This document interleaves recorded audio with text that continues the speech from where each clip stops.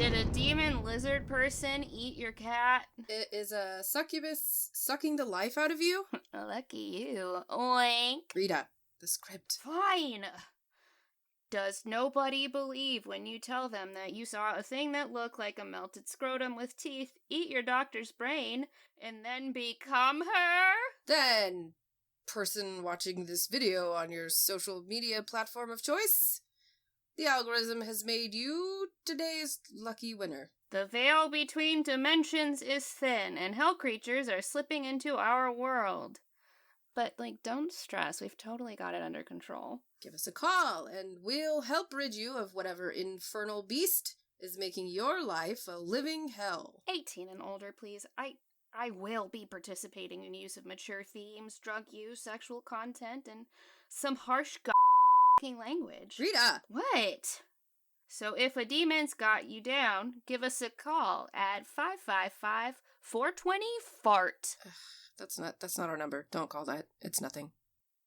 Previously on today's lucky winner.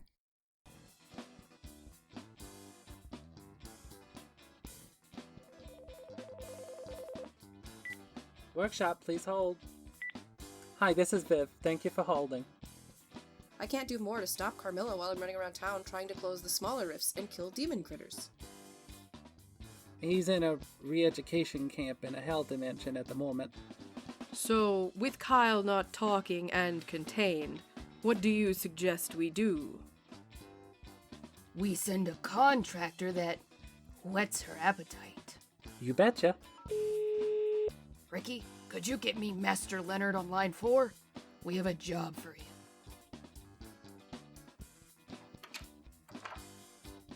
Hi? Standing at Sunny's doorway, no more than 3 feet high, stood a 3-horned anthropomorphic goat. You wanna give me your phone number? I can text or call you when I learn stuff.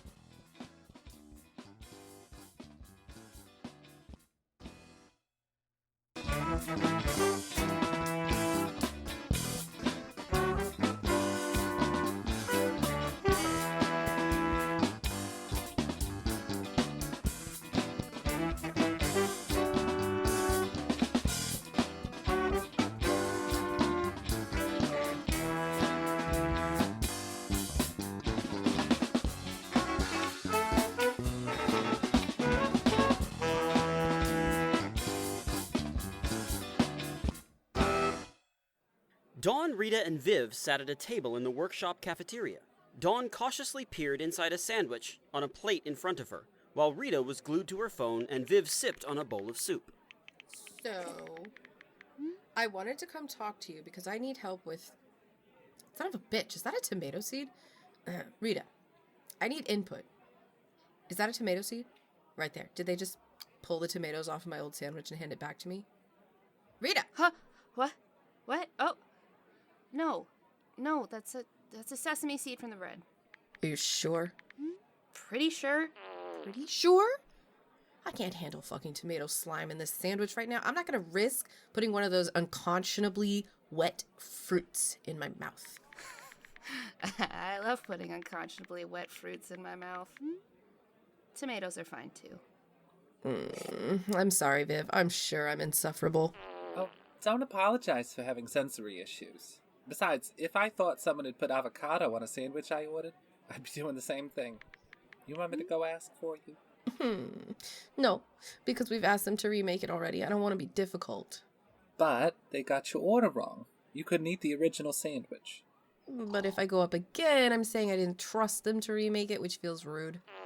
Oh my god! Would you please turn your phone on silent? I can't handle your fart text alerts right now. No! You won't let me have it on vibrate anymore because you didn't like the faces I made when my phone was in my front pocket and I got a call. I just want to eat my sandwich and talk to Viv. I'm stuck, dude. I can't handle the constant... What are you... I'm settling this. No, what? You licked it! You licked the inside of my sandwich! It was a sesame seed. There's no tomato slime. I'm 100% sure. I have a very fine-tuned palate. You know I would detect a tomato. Here, you want me to go get you a new one?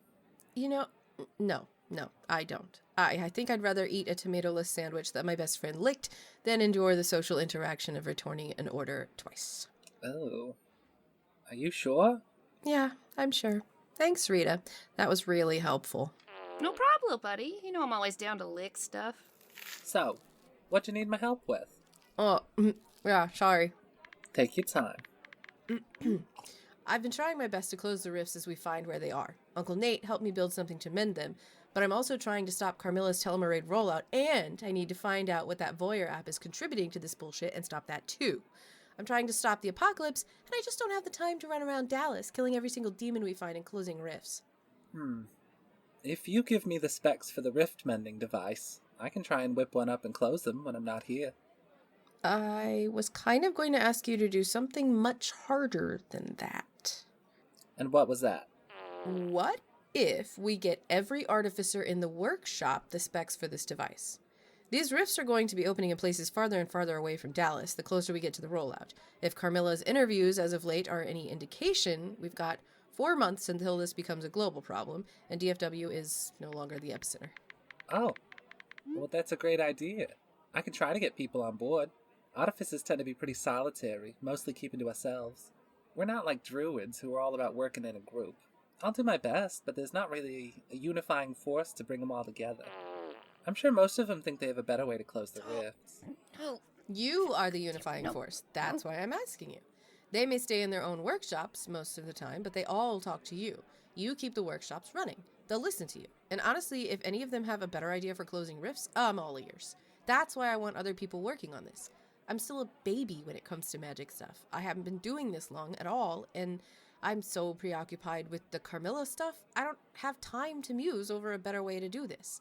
I want all the brains on this that I can get. You really think they'll listen to me? I just answer the phones. You more than just answer phones. You know Artificer history, you learn from every witch you meet, and every time I see you, you're building something at your desk. You're the lady for the job, Viv. Oh, gosh. Okay. I'm gonna give it a try. It only seems fair, too. You shouldn't have to shoulder this burden all by yourself. Thanks. You have the specs for the device? Oh, yeah. Dawn pulled a 3-ring binder and an old Konica 3 rangefinder camera out of her backpack. The camera showed obvious signs of alteration. The lens looked like Dawn's maker's eye, and the flashbulb had a green translucent gemstone where the bulb should have been. Uncle Nate and I organize all of our notes on the device into this binder. There's a tab of basic instructions on how to build it, a tab for my thoughts on improvement, a tab for my uncles, and a whole section on how to use it. Wow. When I say I'm bisexual, it means I'm attracted to women, non-binary people, and beautifully organized binders. Honestly, I kind of get the binder part. Basically, you look through the viewfinder there to find the rift. We've only run into a couple that were visible to the naked eye. Once you find the rift, you turn on the flash, increase the shutter speed in proportion to how large the rift seems. I made a chart for calculating that in the back of the binder, and you shoot. One of the big problems I'm having is that you have to keep the camera pointed at it for a couple of minutes at least. The bigger the rift, the longer you're standing there. Since it's usually demons hopping out of these things, I don't exactly feel safe standing in front of one with a camera. What do the visible rifts look like? Kind of like staring through a glass of water. Everything's kind of wibbly and distorted. Huh.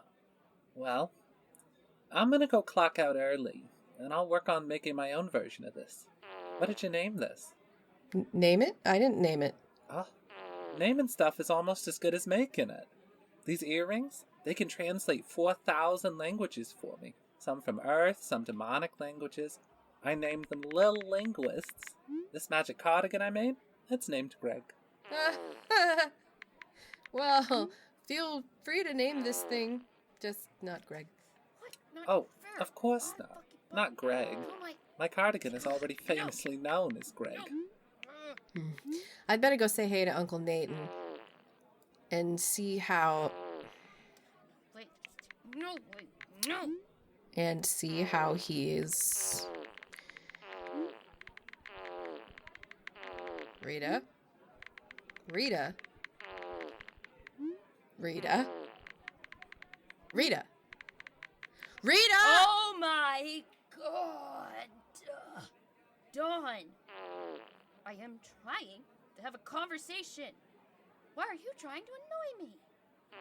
Turn your phone on silent. I did have it on silent, but you didn't like that either. You had it on vibrate. I didn't like that you keep your phone in your pants and you let every call go to voicemail and you just stood there making this face. Fine. There you go. It's on vibrate, and it's not going in my pants. You just stuck it in your bra. That's hardly better.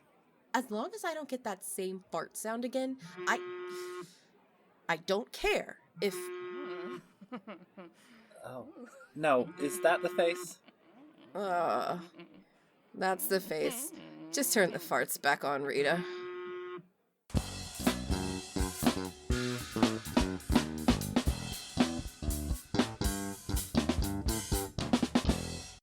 Sunny sat on the edge of her front porch, sipping from a teacup. Next to her sat the three-horned little anthropomorphic goat person who had just given her a singing telegram intended for Rita. More blood, Master Leonard? No, I shouldn't. But I will. This druid blood is quite the potent potable. Yeah, I'm not used to entertaining guests who always drink blood. Should we not, retire to your sitting room? Oh, there's no way I'm letting you into my house. You'll drink your blood out of a teacup on the porch, and you'll like it. Oh, good heavens. I must confess, you're telling me what to do has me finding myself a bit amorous. Okay, that's gross. I'm going inside. My apologies, fair Dr. Simmons. I am the master of nocturnal orgies. I find myself feeling amorous quite often. I found myself becoming bricked up, as the young people say, admiring the curves of a particularly shapely bread bowl earlier when I was at the local Panera Bread for lunch. Fine. You did your whole candygram thing just to invite Rita to some orgy? Not just some orgy, it's for the infernal bacchanal.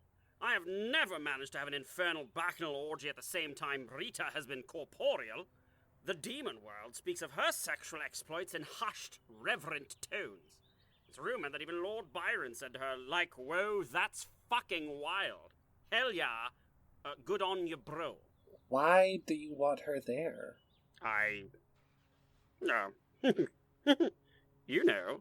I mean, I know that part, but I don't trust that your interest is merely to have Rita fucking suck her way through your demon orgy. How did you know where she was? I used magic to... Nope. That's a lie. This place has been warded by a druid grove. Demonic entities can't just find this place. No way some little goat guy has the juice to find what those druids helped hide. Oh, what I meant to say was that I actually... Nope. I'm quite done. You'll leave me and my fiancé alone. Fiancé? Is that why you don't wish to have Rita attend my event? You know, hang-ups about sexual preference... Listen here, you freaky little goat man. I don't care if Rita wants to dick down every guest at your orgy. I do care that a demon showed up at my doorstep. A doorstep made to be unfindable by demons and asked for my fiancé by name. I don't know what you're up to, but I know it isn't just to have my girl rock your world at some sex party. Leave now, or I'll fucking kill you. Well, I suppose I shall just remove the +1 on Rita's invite. Put the teacup full of blood down and go, or I'll remove your balls, which, until this point, I've been polite enough to not mention have been out for everyone to see. Fine. You are an uncouth woman. You know that? Leave faster, or I'm gonna get real uncouth and see if you're one of those goats who screams. Fearful of screaming and losing his balls, Master Leonard teleported himself around the corner. He breathed a sigh of relief and held a large amber pendant that hung around his neck. As he held it in his palm, a face appeared in the stone. Leonard, are you done already? No. No, I am not. I request double my usual rate, or I am out. What? Why? This is an easy job. Rita will hump just about anything. That may be true, but you neglected to tell me she's engaged. Engaged in what? Petty theft? Drug use? Adult themes? No. Engaged. Engaged to a beautiful vampire woman with luscious, big... She is in a relationship with a vampire? Yes, did you What not? does she think she's doing? She's supposed to be gone in a few months. And a vampire? She's supposed to kill those. Well, I'm not doing anything else until you pay me more. Oh, that's fine, Leonard. You've already given me the information I couldn't have found otherwise. Good job. Really? Yeah. You find out everything you can, and I'll find a way to make sure that vampire gets it in the end. Gets it in the end? Jesus, Debbie. I'm not going to do anything to that woman's end, even if she asked me to. I'm working. We're at work. What's your problem? Astaroth told me I needed to call HR about you. I mean, but kill I didn't her. think it would be this soon. Kill her. I'm going not to give gonna them a call touch her right about hand. this. Didn't you just Don't get out of touch anyone's sensitivity training? hands. Please don't make me see Karen in HR again. I didn't mean it.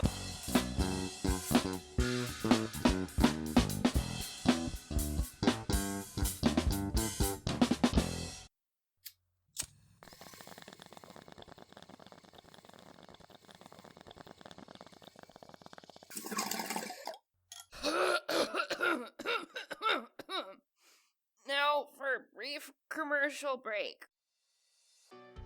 Hello, my name is Abby, and I am the host of the Sweet Baby Gay podcast. We are a podcast to learn about the community straight from queer people. I do this by bringing on guests straight from my audience to teach us about their life and their experiences. That way we are getting the most authentic stories and showing that there are so many different sides to being queer and that there is a place for everybody.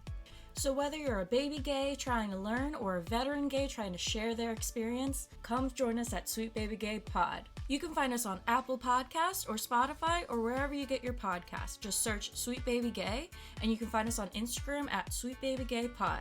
Again, that's wherever you get your podcast, Sweet Baby Gay, or on Instagram at Sweet Baby Gay Pod. Thank you guys!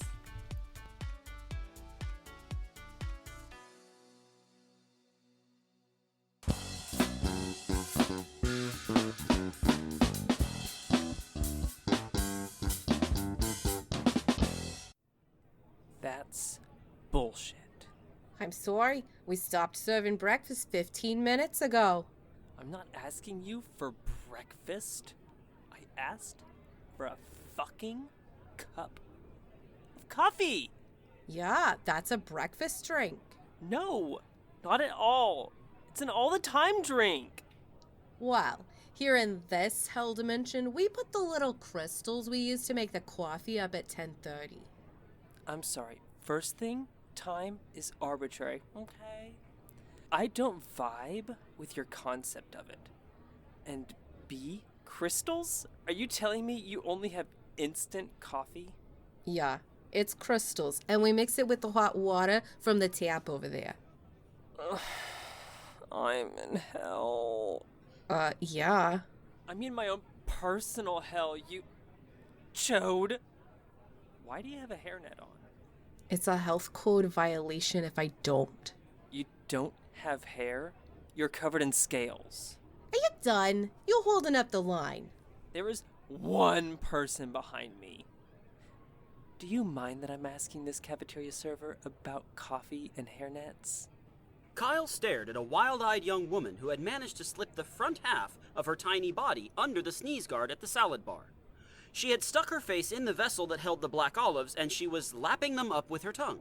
She was dressed like the stereotype of a nerd one might see in a John Hughes film. No, you've distracted them long enough for me to steal a bunch of fruit cups. Hey, what did I say about the salad bar, Vicky? You said to stop sticking my face in the Thousand Island dressing. That's why I'm respecting your rule and eating olives. Get the fuck out of the salad bar and give me back the fruit cups. Good luck finding them. I hid them in my person. Yo, fuck. I'm taking my break, Glinda. You're disgusting. Why are you looking at me? I didn't put fruit cups up my butt. Great. I don't put them in my butt. That would be gross. What? The fruit cups, I don't put them in my butt. As soon as Vicky took a seat next to Kyle, she held a finger up to tell him to hold on. Kyle, with nothing better to do, and genuinely curious as to where this tiny woman hid fruit cups, sat with his hands folded in front of him. He leaned back in shock when he began to hear a sickly popping sound coming from Vicky's jaw. Oh! As Vicky unhinged her jaw, a swirling black hole revealed itself in the back of her throat.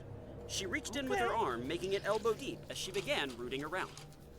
Okay, I get it. You hid the fruit cups there. Yippee! It's not your butt. You can pull your hand out now. Sorry, I was looking for something for you. I don't want a fruit cup. It's not a fruit cup, silly. French Stewart's French press coffee sampler with official French Stewart French press? All you need is some hot water, and you've got coffee. They're all flavored, but it's better than instant. Third rocky road from the sun? Gross! But thank you. Where did you get this? I stole it from a TJ Maxx. Love a Maxinista. Is that why you're here? Are they trying to reprogram you to not be a kleptomaniac? No, they don't care about that. I'm here because I have prophetic visions, and they don't like my most recent one. Prophetic visions? Time happens all at once, and it's always subject to change. Every dummy knows that, you handsome ding-dong. My visions show the outcome that's most likely to happen. Destiny isn't real, but there are certain key events that rarely change. Checkpoints from which other timelines and outcomes occur. I saw a key event that my boss didn't like. Your boss? Yeah, I was on staff for a king of a smaller hell dimension. What did you see? No, well, I saw him and most of the other kings of hell, including Ambrosio, beheaded by the Kingslayer, killer of men and progeny of the Ancient One. She who will kill and upend the rulers of the underworld and take all their power on herself, and bring unbridled chaos across all dimensions. So I wonder what French Stewart has been up to lately, other than making novelty coffees, of course.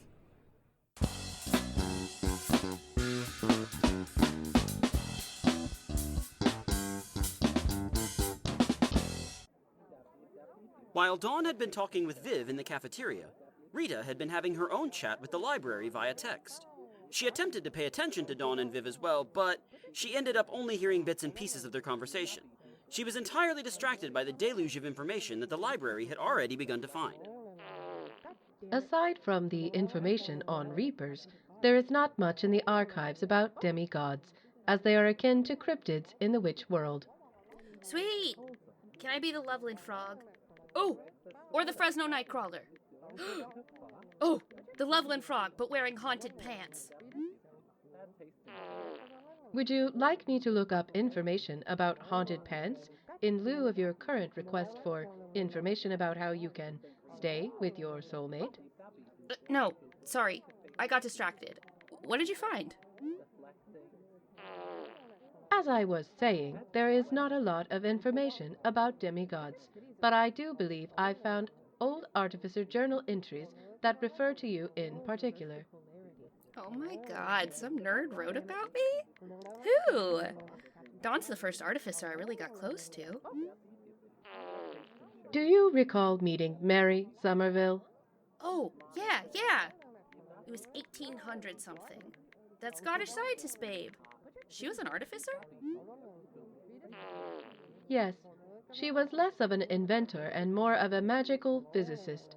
She wrote about the laws of motion in the non-magical realm, and she sought to create a set of magical laws of motion. She knew magic abided by similar principles, and she wanted to create a framework for artificers to understand the world around them. She is largely responsible for humans understanding the equilibrium of the afterlife. Yeah, I was tripping balls at some party in Italy in 1830 or something, because a lucky winner was there. Mary could tell I wasn't human, asked me a bunch of questions, and I told her a tad too much.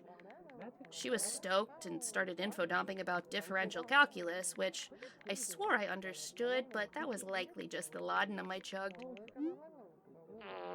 Well, she remembered everything you said, and she studied a sample of your hair.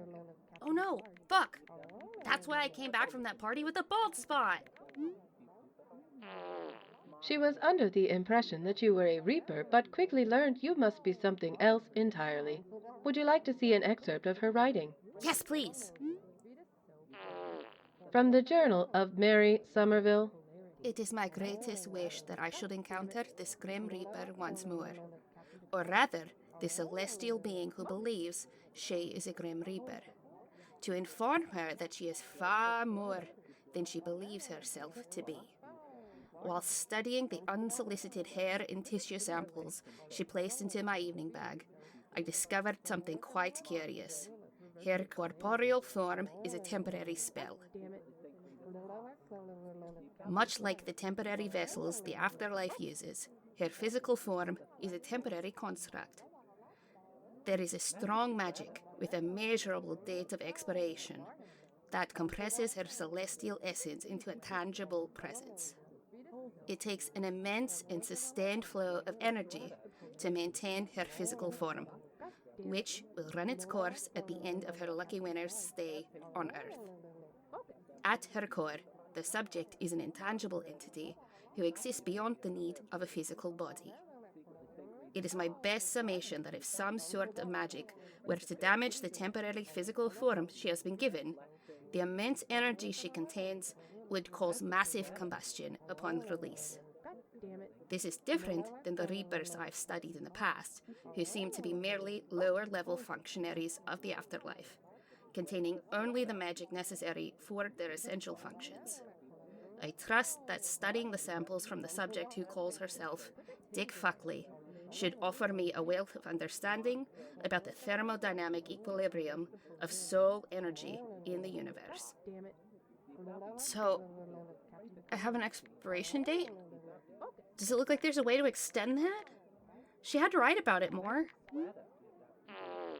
I'm sorry. There's nothing I could find about that. So that's it? There's nothing about making the magic that gives me a body last longer? Just that Mary thought that the amount of energy needed to make your physical form could throw the universe out of equilibrium if left unchecked. So if I try to keep my physical body longer, I could make the apocalypse happen faster? Yes, instantaneously. Earth would simply be deleted. Rita! Oh my god! Dawn! I am trying to have a conversation. Why are you trying to annoy me?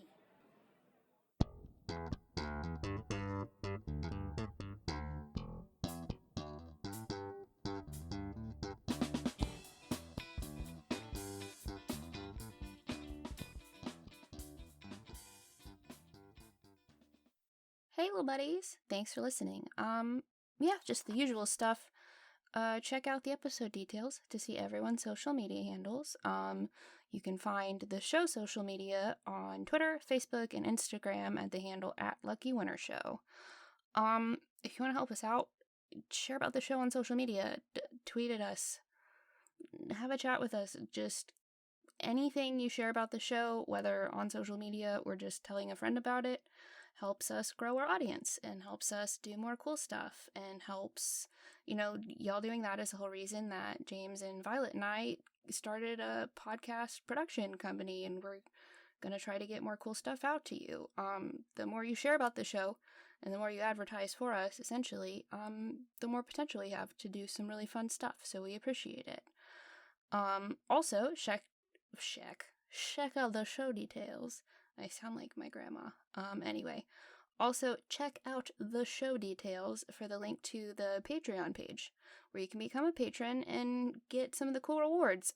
Just for $1 a month, you can join our Discord server and chill with the cast and other listeners, and it's so fun. Like, I love the Discord server. There's a channel for special interests, so you can info dump to a bunch of people who like hearing other people get excited about stuff. Like, it's so supportive. The vibes are so good. There's a channel to post your pets. There's a Rita's Not Safe for Work meme channel. It's really fun, and that's just for $1 a month. There are other levels, and at higher levels, you can also get a cool shout out like our friends Randy Lovings, Rachel Rachelson, Sewing Seraph, and Kelly Brennan. Don't forget to subscribe on your podcatcher of choice. Subscribing helps us get higher in the charts and helps more people find us, and that's a really good way to help, and that just means the episode will just, it's right there wherever you're listening to it. You'll just get it. Like, there's no downside to that. Yeah, and you can leave us a cute review, too. Let people know what they're getting into, what you like about the show, so, people can see what we're all about. Yeah, so, and then the shirt pre-orders are over, and they're at the screen printers, too, because we closed our shirt pre-orders, last time I talked to y'all. So those are getting made as we speak, and those, are currently looking like they're on schedule at the screen printer, but we also ordered some extras, so, if you pre-ordered, you're guaranteed to get your size. You're going to be one of the first people to get it. I'll put extra love in there. We're fulfilling the orders ourselves. But if you missed out on the pre-order, there will be some shirts up in the shop when those land. So keep an eye on our social media, because I will be letting everyone know when there are shirts on the Blonde Art site. So if you missed your chance, we tried to get a variety of sizes. But if you missed your chance to pre-order, you might be able to cop a shirt later on. Yeah, that's all I've got for y'all, my little buddies. Until next time, try not to die.